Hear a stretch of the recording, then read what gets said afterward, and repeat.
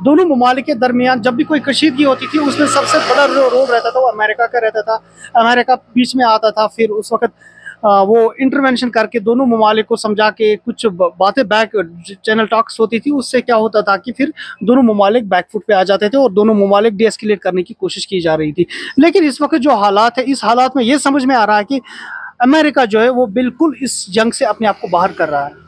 और अमेरिका की जो जब से वो ट्रंप आए वहां पर उनकी पॉलिसी यही रही है कि वो। आदाब नाज़रीन, खबर उर्दू में आपका खैर मकदम। मैं हूं गौहर पीरजादा। और 6 और 7 की दरमियानी रात को जो भारत ने ऑपरेशन सिंदूर किया था पाकिस्तान के खिलाफ, दहशतगर्दों के खिलाफ जिन्होंने पहलगाम सानहा अंजाम दिया था, उसके खिलाफ जो 6 और 7 की दरमियानी रात को ऑपरेशन सिंदूर हुआ था, जिसमें पाकिस्तान में और पाकिस्तानी मकबूजा कश्मीर में कई दहशतगर्दों के ठिकानों को, जो उनके बेसिस थे, उनको तबाह कर दिया गया था। इस वक्त जो कशीदगी बरकरार है, बल्कि कशीदगी बढ़ती जा रही है। एक war situation, war like situation जो दोनों ममालिक के बीच में है, इसके क्या अपडेट्स हैं, हम आपको इससे थोड़ा बाखबर करने की कोशिश करेंगे। इस वक्त मेरे साथी आसिम मयूद्दीन, एडिटर खबर उर्दू मौजूद है। आसिम, जो ये कशीदगी बढ़ रही है भारत और पाकिस्तान के बीच, जो वॉर सिचुएशन है, आप इसके बारे में इस वक्त क्या कहेंगे? देखिए, जो इस वक्त जंग चल रही है दोनों मुल्कों के दरमियान, इससे ये पता चलता है कि ये जो इस वक्त की जो जंग है ये तब चल रही है कि जब दोनों मुल्क न्यूक्लियर पावर है। और ऐसा बताया जा रहा है कि जैसे आज भी चीफ मिनिस्टर उमर अब्दुल्ला ने कहा कि 1971 के बाद इसमें वो शहर टारगेट किए गए जो 1971 के बाद कभी नहीं किए जा रहे थे। अभी तक जो भी भारत और पाकिस्तान के दरमियान, जो दोनों ममालिक के दरमियान जो भी जंग छिड़ जाती थी वो सिर्फ कश्मीर तक ही महदूद रहती थी। खासतौर इसमें एक बार उन्होंने कहा कि जम्मू को पहली बार अटैक किया गया। जी जी, वही मैं बोलने जा रहा हूँ कि मतलब कश्मीर को लेकर ही ये होता था कि कश्मीर के बॉर्डर्स पे होती थी, या फिर ये कश्मीर के छोड़ा कुछ इलाके अगर आप जम्मू के लेंगे, चिनाब वैली या फिर पुंछ राजौरी, वहाँ तक होता था। लेकिन ये पहली बार देखने को मिल रहा है कि जम्मू शहर को अटैक किया जा रहा है। इसी के साथ साथ अमृतसर, चंडीगढ़ जैसे इलाके, वहाँ पर भी पाकिस्तान की तरफ से कोशिश की जा रही है अटैक करने की। हालांकि कल काफ़ी कोशिश की पाकिस्तान की तरफ से, उन्होंने ड्रोन्स को कुछ उड़ाए, वहाँ पर एयरपोर्ट पर अटैक करने की के साथ जो इलाका वहाँ पर अटैक करने की कोशिश की। इसके साथ साथ बाकी जगहों पर भी काफ़ी कोशिश की अटैक करने की, लेकिन वो सारे के सारे जो पाकिस्तान की तरफ से ड्रोन आ गए उनको इंटरसेप्ट किया गया और उनको टाइमली वो डिस्ट्रॉय कर दिया गया भारतीय फौज की तरफ से। लेकिन द पॉइंट इज हियर कि ये जो जंग जा रही है इस वक्त, ये किस तरफ जा रही है, इसके बाद क्या एस्केलेशन फर्दर हो जाएगी या फिर डी एस्केलेट हो जाएगा। ये डी एस्केलेशन का अभी तक कोई चांस नज़र नहीं आ रहा, क्योंकि दोनों ममालिक के दरमियान जब भी कोई कशीदगी होती थी उसमें सबसे बड़ा जो रोल रहता था वो अमेरिका का रहता था।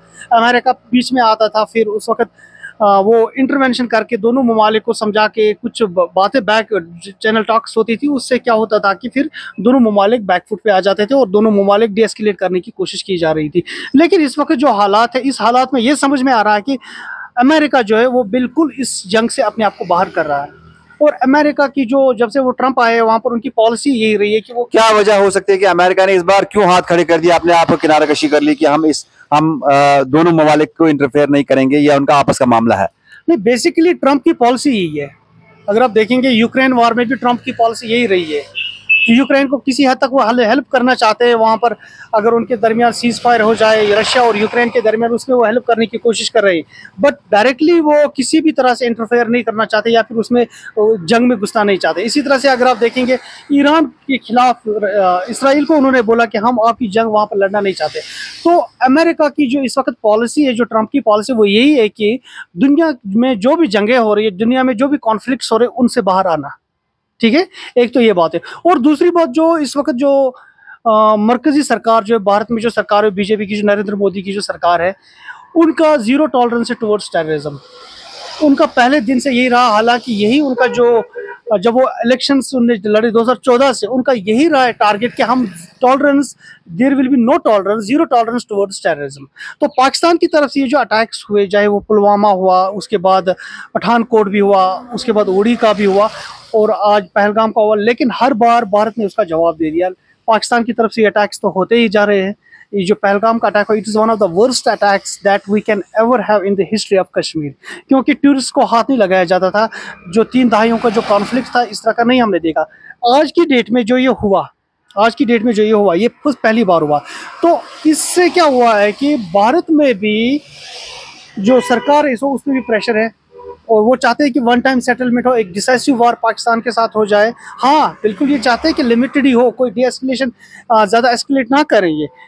तो वो चाहते हैं कि लिमिटेड वार हो पाकिस्तान के साथ, और एक बार ऐसी जंग हो जाए कि जिससे पाकिस्तान एटलीस्ट आने वाले 20-30-40 सालों तक इस तरह की कोई गलती ना करे। But at the same time जो पाकिस्तान है, पाकिस्तान के पास इस वक्त लिमिटेड ऑप्शन है, क्योंकि उनकी इकोनॉमी इस वक्त काफ़ी बुरी तरह से इस वक्त वो मईशी बहरान से गुजर रहे हैं। उसके साथ साथ उनके पास जो प्रॉब्लम ये है कि उनके जो वहाँ पॉलिटिकल क्राइसिस है, एट द सेम टाइम जो पॉलिटिकल क्राइसिस के साथ साथ बलोचिस्तान में जो उनके खिलाफ इंसर्जेंसी है, इसी तरह से वेस्टर्न बॉर्डर्स पे जो उनके साथ अफगानिस्तान की जो ताल्लुकात है इस वक्त वो ठीक बिल्कुल नहीं चल रहे। तो वो काफ़ी मल्टीपल क्राइसिस है पाकिस्तान के पास, और वो इस जंग को आगे लेना नहीं चाहते हैं।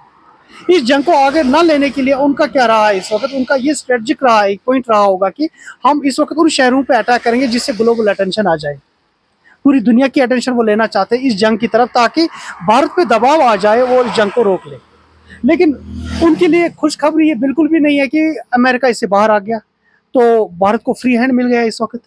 तो भारत जब इस जंग में फ्री हैंड के साथ जा रहा है, तो यहाँ पर ये चांसेस लग रहे हैं कि मुझे नहीं लग रहा है कि आने वाले टाइम में भारत किसी भी तरह से इसको यहाँ पे रोकना चाहेगा। अगर पाकिस्तान ने इस किसी और कोई एस्केलेशन की तरफ मुंह कर लिया, कोई ऐसा अटैक कर लिया, जैसे कि पाकिस्तान का मीडिया या फिर पाकिस्तान की जो सरकार है वो बार बार ये कह रही है कि हमने अभी तक अटैक वापस नहीं किया और हम इसको रेस्पॉन्ड करेंगे, जो इस वक्त जो ऑपरेशन सिंदूर है इसका रेस्पॉन्स ज़रूर दे देंगे। अगर पाकिस्तान की आर्मी या फिर पाकिस्तान की गवर्नमेंट ये कह रही है, तो आप ये मान के चल लीजिए कि अगर पाकिस्तान की तरफ से ऐसी कोई, पाकिस्तान ने भी फ्री हैंड दे दिया अपनी आर्मी को। पाकिस्तान ने भी ये कहा कि जैसे पहले भारत में हुआ था कि हमने आर्मी को फ्री हैंड दे दिया कि आर्मी के ऊपर है कि आर्मी किस तरह से इसको आगे लेना चाहेगी, लेकिन उसके बाद पाकिस्तान ने भी अपनी आर्मी को जो है एक फ्री हैंड दे दिया, ये कह के कि आप ये अभी आर्मी के ऊपर मुनस्सर है कि वो किस तरह से इसका बदला लेंगे। देखिए उनको तो ये करना ही है ज़रूर। अगर यहाँ से एक आर्मी, पहले आपने यहाँ पर तो एक कर लिया भारत की तरफ से, तो ऑपरेशन सिंदूर जब हो गया तो उनको तो पूरी तरह से पावर्स दिए गए। तो दूसरे मुल्क का तो ये तो एक SOP है, एक प्रोसीजर ही है कि आप जंग की सूरत में जा रहे हैं, जंग की तरफ जा रहे हैं, तो और आपको तो पावर्स देने ही पड़ते। बट द पॉइंट इज, उन पावर्स के साथ उनके पास क्या वो रिसोर्सेस है इस जंग को सस्टेन कर पाए 1 महीना, 2 महीना, 3 महीना? वो तो पॉसिबल नहीं लग रहा है, क्योंकि आपके पास इतने रिसोर्सेज नहीं है, आपके पास इतनी सप्लाई चेन वैसी नहीं है, डिसरप्टेड है। और एट द सेम टाइम आपके पास जो हालात इस दिन ब दिन बनते जा रहे हैं बलोचिस्तान में या फिर मुल्क में जो पॉलिटिकल क्राइसिस है, इन सब चीज़ों को मद्देनजर रखते हुए पाकिस्तान के लिए काफ़ी डिफिकल्ट हो जाएगा आने वाले टाइम में कि वो इस जंग को सस्टेन कर पाए या भारत के साथ ज़्यादा देर तक एंगेज हो पाए इस वॉर में। बट उनके पास प्लान भी तो हो ही नहीं सकता है, क्योंकि प्लान भी यही होता था कि अमेरिका बीच में आ जाता था। आज अमेरिका बाहर है इससे। अगर वो ऑफिशियली जो पॉलिसी उनकी, अगर यही पॉलिसी बैकडोर में भी है, तो फिर ऑब्वियसली पाकिस्तान के पास कम चांसेस बन रहे हैं। दैट इज़ वाई जो मेजर सिटीज़ है इंडिया की, चाहे चंडीगढ़ है, चाहे जम्मू है, चाहे वो पंजाब गुजरात या फिर पंजाब की और बाकी अमृतसर की सिटी है, इन सिटीज़ को टारगेट करने का मकसद ही यही है कि जो ग्लोबल अटेंशन है वो इस जंग की तरफ लाया जाए और भारत को कहीं ना कहीं से रोकने के लिए कहा जाए दुनिया की तरफ से कि भाई आप इस जंग को थोड़ा डीएस्केलेट करने के लिए कोशिश करें।